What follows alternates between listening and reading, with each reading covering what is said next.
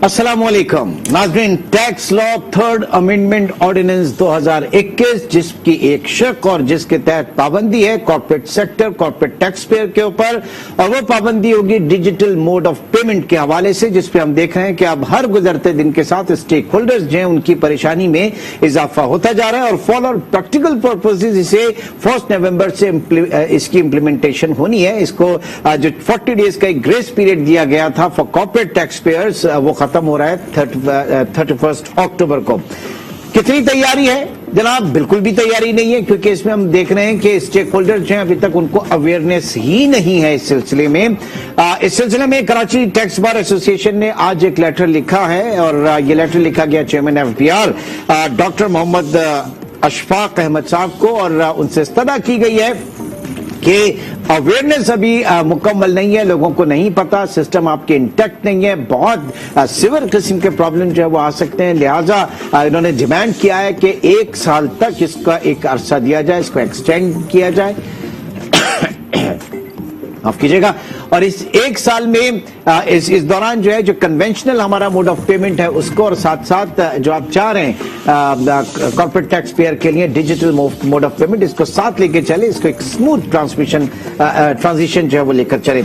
इसी सिलसिले में जहमत दिए हमारे साथ मौजूद हैं चौधरी कमरुज़्ज़मा जो कि जनरल सेक्रेटरी हैं कराची टैक्स बार एसोसिएशन के। चौधरी साहब बहुत बहुत शुक्रिया आपके वक्त का। सबसे पहले तो जानना चाहेंगे क्या ऑब्जर्वेशन है, आप किस तरीके से स्टेक होल्डर्स जो है वो आपको अप्रोच कर रहे हैं कराची टैक्स बार एसोसिएशन को, और ये कितना प्रॉब्लम आ सकता है इन कमिंग डेज?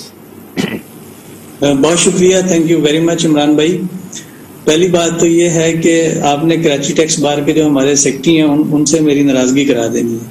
क्यों? General secretary Pakistan tax bar association हूँ मैं। अच्छा ये जरा, क्योंकि मुझ तक जो रिपोर्ट पहुंची थी वो कुछ गलत थी, तो उसको हम सही भी कर देंगे। आप general secretary Pakistan tax bar, producer जरा इसको नोट भी कर लीजिएगा, प्लीज कंटिन्यू। जी देखें, सबसे पहली बात यह है कि हमने पॉलिसी लेके आए, थर्ड अमेंडमेंट ऑर्डिनेंस लाए, लेकिन हमने जो बेसिक स्टेक होल्डर्स हैं इसमें उनके साथ मुशावरत करना ही मुनासिब नहीं समझा। इसमें 3 लोग हैं मैं समझता हूँ स्टेक होल्डर। एक बिजनेस कम्युनिटी है, दूसरा बैंकिंग सेक्टर है जिसके थ्रू डिजिटल पेमेंट सारी होनी है, और तीसरा जो है वो टैक्स पेयर है या उसका कंसल्टेंट है, लॉयर है, जिसने उसको बताना है कि किस तरह से उसने सारी अपनी पॉलिसीज को लेके चलना है। हमने सेक्शन 21 में इनकम टैक्स ऑर्डिनेंस जो है उसमें चेंज तो कर ली, लेकिन ये नहीं सोचा है कि क्या ये तमाम चीजें जो हैं हम करने लगे हैं, इसको एट वंस हम इसको नाफिजुल अमल करने लगे हैं, इसके लिए हमारी कोई तैयारी है? क्या बैंकिंग सेक्टर की इसमें तैयारी है? क्या टैक्स पेयर इसके लिए तैयार है? क्या जो टैक्स बार्स हैं उनके साथ इन्होंने कोई मुशावरत की है? सबसे पहली बात बैंक की हम ले लेते हैं। बैंक में देयर आर सर्टेन रिस्ट्रिक्शंस। हम लाहौर टैक्स बार की तरफ से भी एक खत जो है वो कल इंशाल्लाह chairman federal board of revenue को हम भिजवा देंगे, साथ फाइनेंस मिनिस्ट्री को भी, कि आपने ये तमाम चीजें की। पहले बैंक ने जो रिस्ट्रिक्शन लगाई है मल्टीपल पेमेंट्स के ऊपर, उन्होंने नंबर ऑफ ट्रांजैक्शन जो है उसके ऊपर एक चेक है उनके पास, ठीक है। अच्छा, how it can be possible कि एक दिन में वो इतनी पेमेंट्स जो चेक लग गया है उसके बाद वो अगले दिन जाके क्या पेमेंट्स करेंगे जो रिलीज करनी है पेमेंट्स?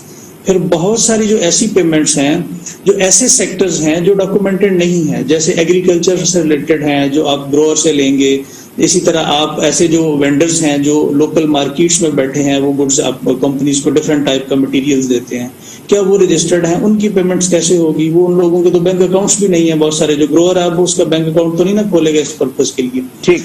अच्छा, इसी तरह एक तीसरा इसमें जो इम्पोर्टेंट सेगमेंट है कि आपने कंपनीज के लिए नाफिजुल अमल तो कर दिया, लेकिन बहुत सारी ऐसी कंपनीज हैं जो अभी भी रवायती जो पेमेंट्स के मोड ऑफ पेमेंट्स हैं उनको अडॉप्ट कर रहे हैं, और उसको देखें, ये तमाम जो चीजें आती हैं इनको स्टेप बाय स्टेप आप लेके आते हैं। पहले स्टेप में आपको ये चीजें ऑप्शनल रखनी चाहिए, ऑप्शनल के बाद जाके फिर इसको मैंडेटरी करें। 1 साल का अरसा, 1.5 साल का अरसा इसको चलाएं, लोगों में कम से कम उसकी अवेयरनेस आ जाए, उनको अंदाजा हो जाए। आपने एक हाइप क्रिएट कर दी, ये मैं समझता हूँ इस वक्त तो ये प्रैक्टिकली नहीं है, اور جب آپ نہیں تو ایف بی آر کو یہ بتائیے سر، ایف بی آر کو اس کا ادراک نہیں ہے کیا؟ ان کو نہیں پتا کہ کیا ہو رہا ہے، کس طریقے سے اس کو مینج کیا جائے گا، بینکنگ سسٹم اس کو کیسے لے کر چلے گا، اسٹیک ہولڈر، اور پھر ایک جو کیوس پورا مچ جائے گا، اس کی کاسٹ کیا ہوگی؟ خود ایف بی آر کو اس کا نہیں پتا.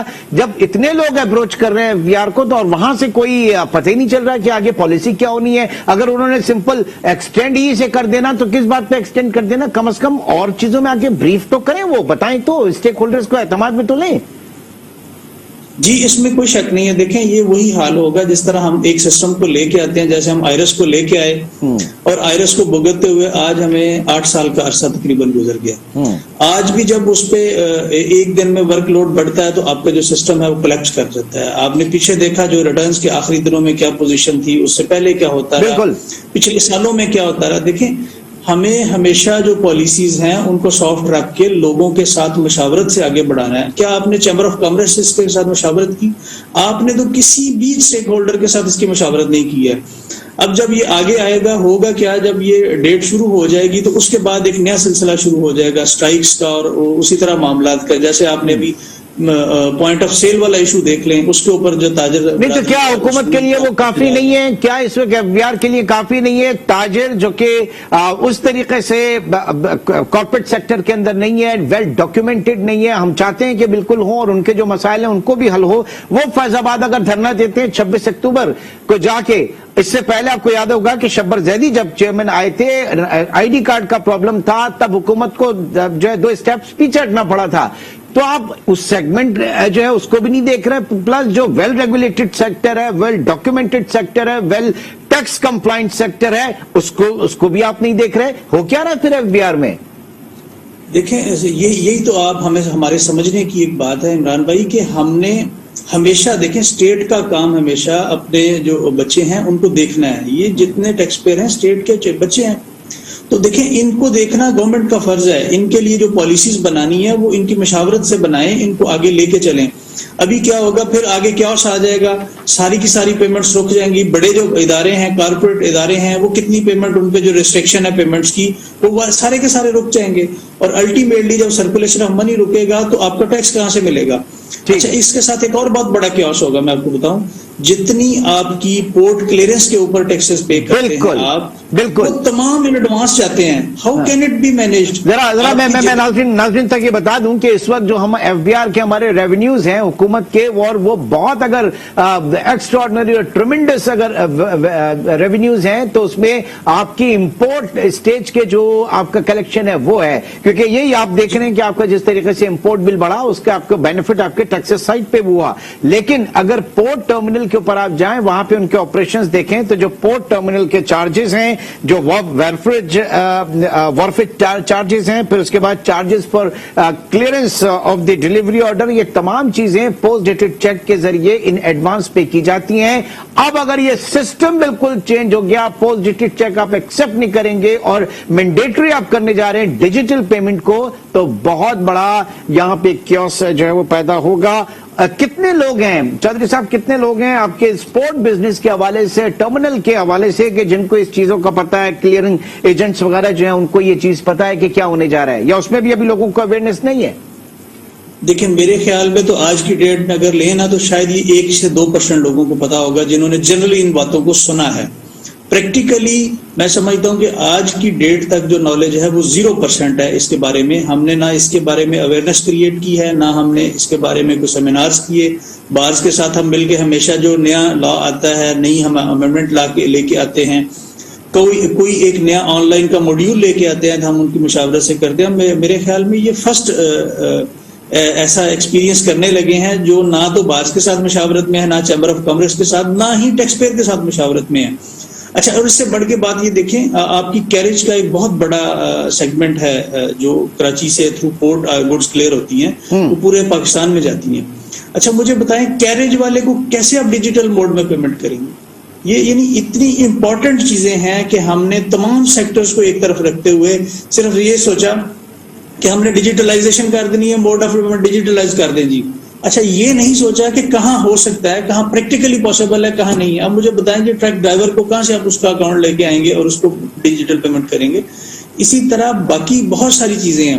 جو آپ کی ورک فورس ہے، جو لیبر ہے، جو آپ کے پاس کانٹریکچوئل ورک کام کرنے والے جتنے لوگ ہیں، وہ کہاں سے آپ ان کے اکاؤنٹ لے کے آئیں گے اور کیسے ان کو ڈیجیٹل پیمنٹس کریں گے؟ دیکھیں، اس کے لیے آپ کو ایک بڑی لمبی مشاورت کی ضرورت ہے، جس میں آپ تمام چیزوں کو ایک 1 بائی 1 کر کے ہم ان کو ڈسکشن میں لے کے آتے، ان میں دیکھتے کہ کون کون سی پریکٹیکلی چیزیں جو ہیں وہ اپلیکیبل ہیں، کون سے ایسے ہیڈز آف اکاؤنٹ ہیں جن میں یہ چیزیں پریکٹیکلی اپلیکیبل ہی نہیں ہیں، آپ کر ہی نہیں سکتے، ان چیزوں کو ہمیں اس سیگمنٹ سے انٹرنیشنل بیسٹ پریکٹس کیا ہے ان حوالے سے جن کو آپ پوائنٹ آؤٹ کر رہے ہیں، وہاں پہ انٹرنیشنل بیسٹ پریکٹس کیا ہے؟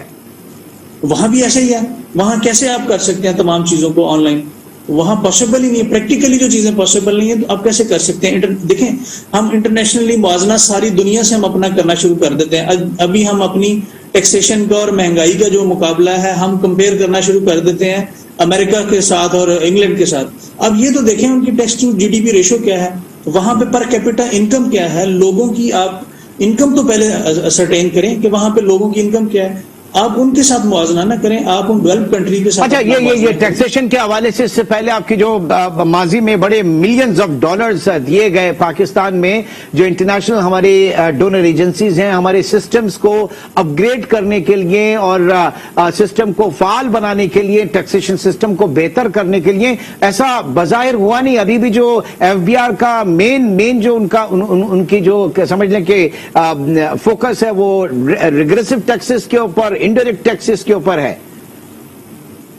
ڈیفینیٹ ایسا ہی ہے، اب تمام کا تمام دیکھیں نا، اب ڈائریکٹ ٹیکس میں بھی آ جائیں، کتنی ہماری ود ہولڈنگ کے ساتھ سارا ریونیو اکٹھا ہو رہا ہے، ہم کر کیا رہے ہیں اس میں؟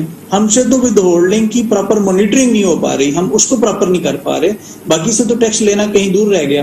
اور دیکھیں، ابھی بھی ہم یہ سمجھتے ہیں کہ لوگوں کو ٹیکس نیٹ میں لائے بغیر نئے لوگوں کو، پرانوں کو صرف سکویز ہم نے نہیں کرنا، نئے لوگوں کو آنے دیں۔ اب جو ٹیکس نیٹ سے باہر ہے بندہ، وہ پینلٹی سے بھی معاملہ ہے، وہ ڈیفالٹ سرچارج سے بھی معاملہ ہے، اس کے لیے کوئی قانون نہیں ہے۔ جو ٹیکس نیٹ میں ہے اس کے لیے ہم نے تمام سزائیں بھی رکھی ہیں، ان کے لیے جرمانے بھی ہیں، ان کے لیے ہم ابھی جو نیا ریفارمز لے کے آئے ہیں اس کے تحت ان کے لیے اب جیل بھی ہے، ان کے لیے جو کرمنل پروسیڈنگز بھی ہیں۔